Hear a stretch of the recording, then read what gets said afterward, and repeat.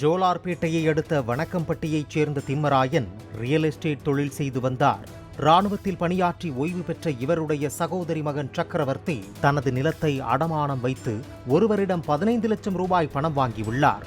அந்த கடன் தொகை வட்டியோடு சேர்த்து 20 லட்சம் ரூபாயை கடந்த நிலையில் தனது தாய்மாமன் திம்மராயனை அணுகி உதவி கேட்டுள்ளார். 20 லட்சம் ரூபாயை கொடுத்து நிலத்தை மீட்ட திம்மராயன் 25 லட்சம் ரூபாய் கொடுத்தால் நிலத்தை கொடுப்பேன் என சக்கரவர்த்தியிடம் பேரம் பேசியதாக தெரிகிறது.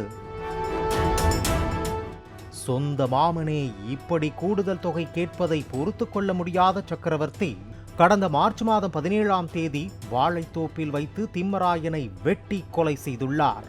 கொலை செய்துவிட்டு ஏலகிரி மலைக்காப்பு காட்டில் பதுங்கியிருந்த சக்கரவர்த்தியை 9 நாட்கள் கழித்து போலீசார் கைது செய்தனர்.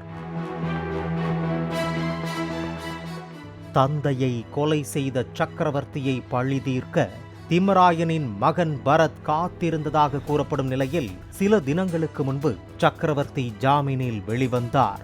அவரது நடவடிக்கையை உன்னிப்பாக நோட்டமிட்டு வந்த பரத் காஞ்சிபுரம் காவல் நிலையத்தில் கையெழுத்திட மனைவியுடன் புறப்பட்ட சக்கரவர்த்தியை பின்தொடர்ந்து சென்றுள்ளார்.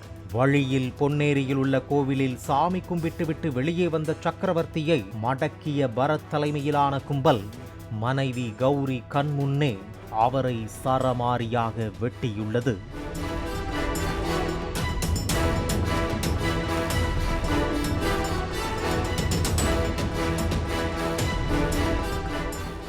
கணவனை காப்பாற்ற முயன்ற கௌரிக்கும் கையில் வெட்டு விழுந்த நிலையில் ஆக்கம்பக்கத்தினர் இருவரையும் மீட்டு மருத்துவமனைக்கு அனுப்பி வைத்தனர்.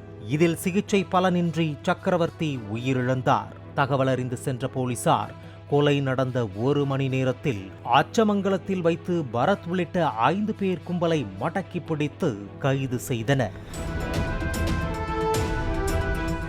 பழிக்கு பழியாக அரங்கேறிய இந்த படுகொலை சம்பவம் ஜோலார்பேட்டையில் பரபரப்பை ஏற்படுத்தியுள்ளது.